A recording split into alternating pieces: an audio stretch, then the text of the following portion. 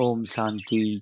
आज की अव्यक्त मुरली 14 अप्रैल सन 1983 से लिया गया है, जिसका शीर्षक है संपन्न आत्मा सदा स्वयं और सेवा से संतुष्ट। पार्टियों के साथ अव्यक्त बाप दादा की मुलाकात। पहली पार्टी से अव्यक्त बाप दादा कहते, सदा साक्षीपन की स्थिति में स्थित रहते हुए ड्रामा के हर दृश्य को देखते हो। साक्षीपन की स्थिति सदा ड्रामा के अंदर हीरो पार्ट बजाने में सहयोगी होती है। अगर साक्षीपन नहीं तो हीरो पार्ट बजा नहीं सकते। हीरो पार्टधारी से साधारण पार्टधारी बन जाते हैं।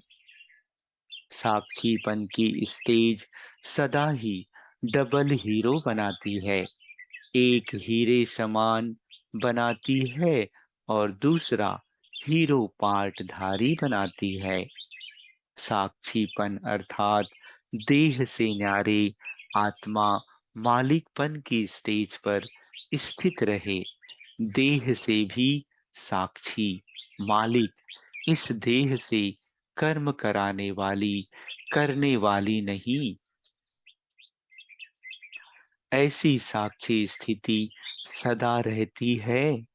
साक्षी स्थिति सहज पुरुषार्थ का अनुभव कराती है, क्योंकि साक्षी स्थिति में किसी भी प्रकार का विघ्न या मुश्किलात आ नहीं सकती। यह है मूल अभ्यास। यही साक्षी स्थिति का पहला और लास्ट पार्ट है, क्योंकि लास्ट में जब चारों ओर की हलचल होगी तो उस समय साक्षी स्थिति से ही विजयी बनेंगे। तो यही पाठ पक्का करो। अच्छा। दूसरी पार्टी से अव्यक्त बाप दादा कहते, सदा अपने को संगम युगी श्रेष्ठ आत्माएं समझते हो। संगम युग श्रेष्ठ युग है, परिवर्तन युग है, आत्मा और परमात्मा के मिलन मेले का युग है। ऐसे संगम युग के विशेषताओं को सोचो तो कितनी है। इन्हीं विशेषताओं के स्मृति में रह समर्थ बनो। जैसी स्मृति वैसा स्वरूप स्वतः बन जाता है। तो सदा ज्ञान का मनन करते रहो। मनन करने से शक्ति भरती है।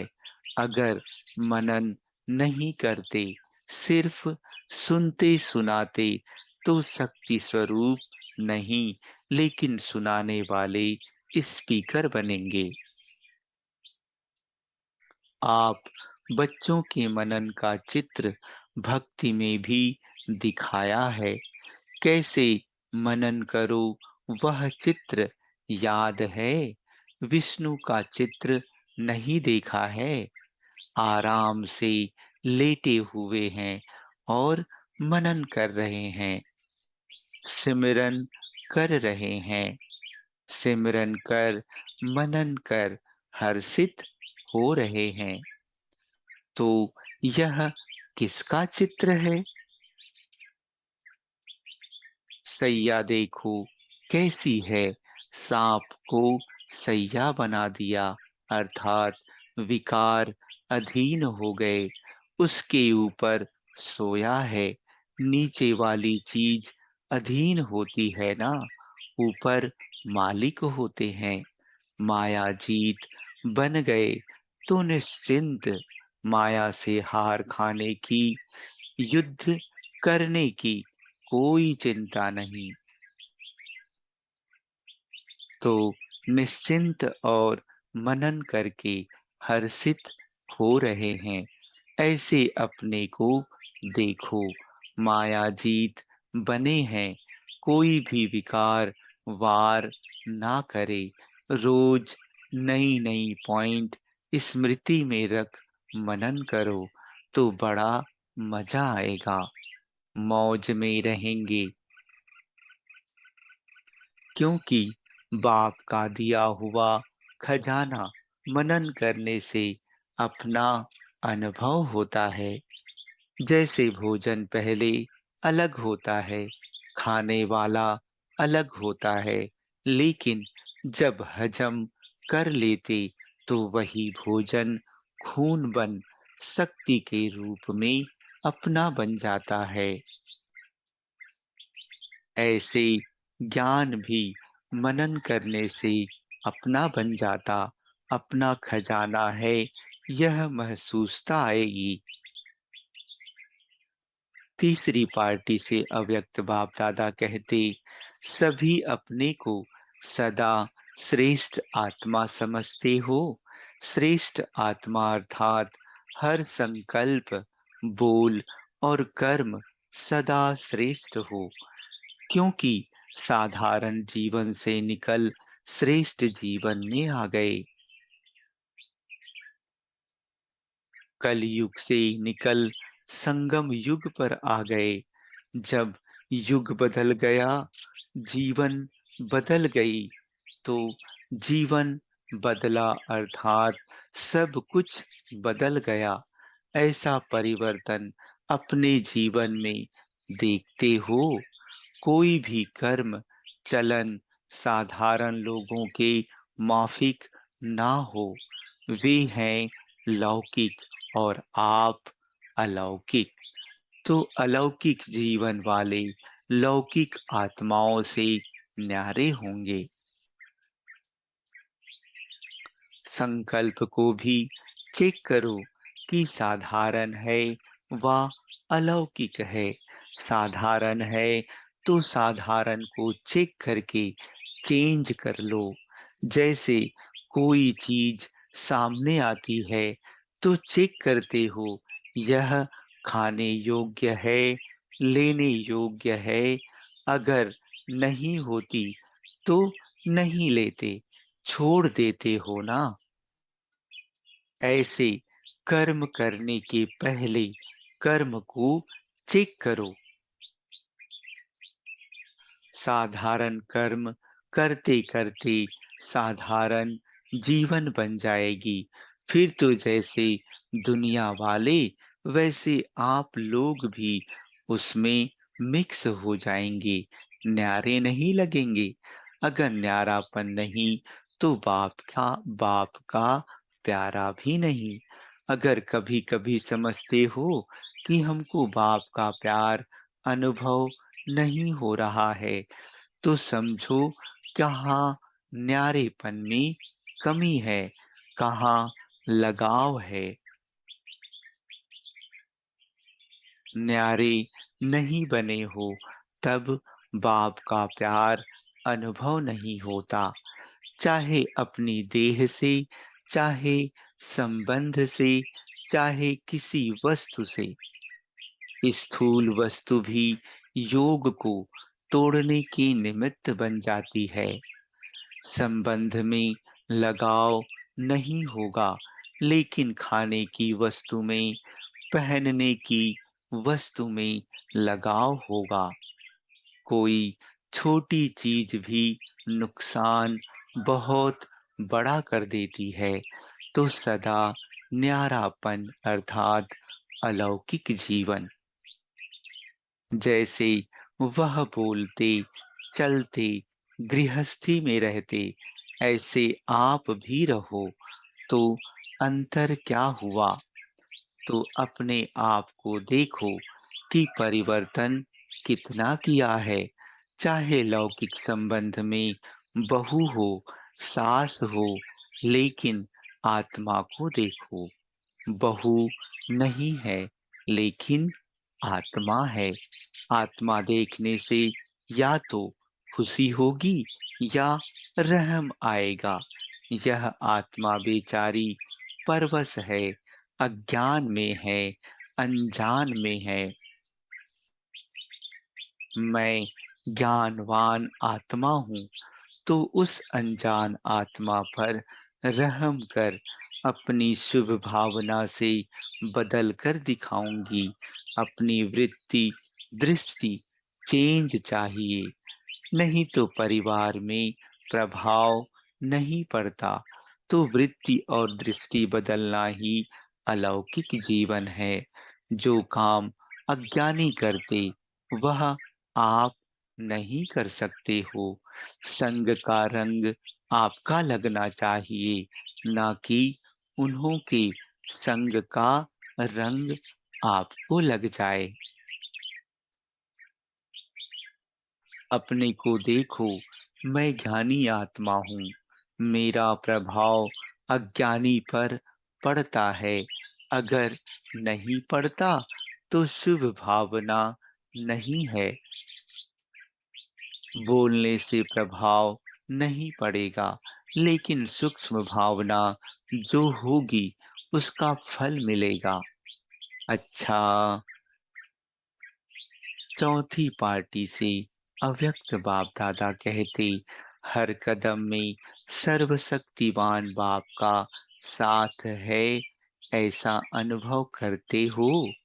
जहाँ सर्वशक्तिमान बाप है वहाँ सर्व प्राप्तियां स्वतः होंगी।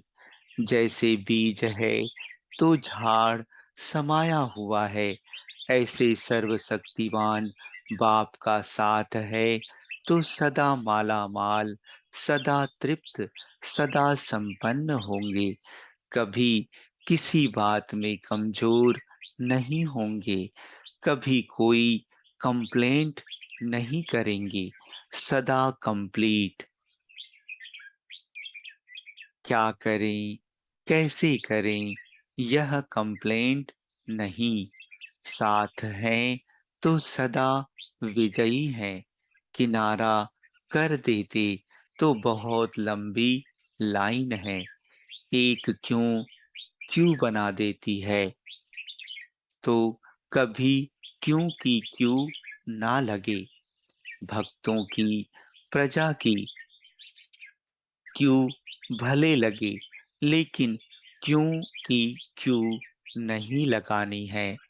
ऐसे सदा साथ रहने वाले चलेंगे भी साथ। सदा साथ हैं, साथ रहेंगे और साथ चलेंगे। यही पक्का वायदा है ना। बहुत काल की कमी अंत में धोखा दे देगी। अगर कोई भी कमी की रस्सी रह जाएगी तो उड़ नहीं सकेंगे। तो सब रस्सियों को चेक करो।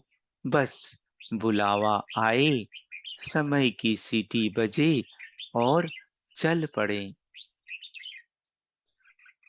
हिम्मते बच्चे मददे बाप, जहाँ बाप की मदद है वहाँ कोई मुश्किल कार्य नहीं हुआ ही पड़ा है।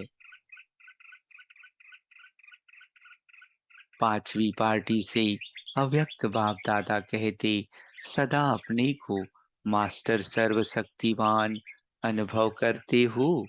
इस स्वरूप की स्मृति में रहने से हर परिस्थिति ऐसे अनुभव होगी जैसे परिस्थिति नहीं, लेकिन एक साइड सीन है।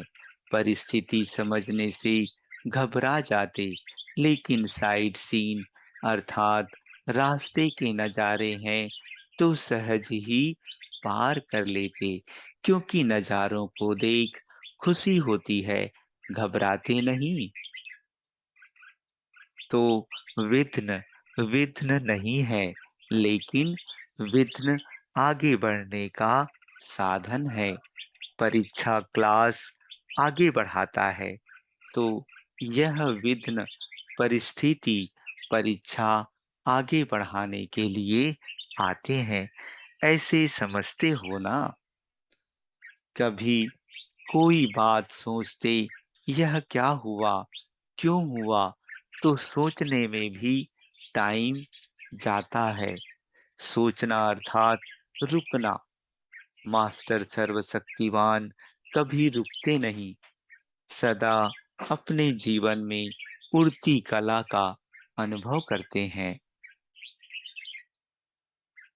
छठवीं पार्टी से अव्यक्त बाप दादा कहते, वरदाता बाप द्वारा सर्व वरदान प्राप्त हुए। बाप द्वारा सबसे मुख्य वरदान कौन सा मिला? एक तो सदा योगी भव और दूसरा पवित्र भव। तो यह दोनों विशेष वरदान सदा जीवन में अनुभव करते हो। योगी जीवन बना ली है या योग लगाने वाले योगी हो? योग लगाने वाले योगी 2-4 घंटा योग लगाएंगे, फिर खत्म। लेकिन योगी जीवन अर्थात निरंतर, तो निरंतर योगी जीवन है। ऐसे ही पवित्र भाव का वरदान मिला है। पवित्र भाव के वरदान से पूज्य आत्मा बन गए। योगी भाव के वरदान से सदा शक्ति स्वरूप बन गए। तो शक्ति स्वरूप और पवित्र पूज्य स्वरूप दोनों ही बन गए हो ना। सदा पवित्र रहते हो, कभी कभी तो नहीं। क्योंकि एक दिन भी कोई अपवित्र बना तो अपवित्र की लिस्ट में आ जाएगा। तो पवित्रता की लिस्ट में हो। कभी क्रोध तो नहीं आता। क्रोध या मोह का आना, इसको पवित्रता कहेंगे? मोह अपवित्रता नहीं है क्या? अगर नष्टो मोहा नहीं बनेंगे तो स्मृति स्वरूप भी नहीं बन सकेंगे। कोई भी विकार आने नहीं देना। जब किसी भी विकार को आने नहीं देंगे, तब कहेंगे पवित्र और योगी भव। बाप दादा सभी बच्चों से उम्मीद रखते हैं। हर बच्चे को दृढ़ संकल्प करना है। व्यर्थ नहीं सोचेंगे, व्यर्थ नहीं करेंगे। व्यर्थ की बीमारी को सदा के लिए खत्म करेंगे। यही एक दृढ़ संकल्प सदा के लिए सफलता मूर्त बना देगा। सदा सावधान रहना है, अर्थात व्यर्थ को खत्म करना है। अच्छा, ओम शांति।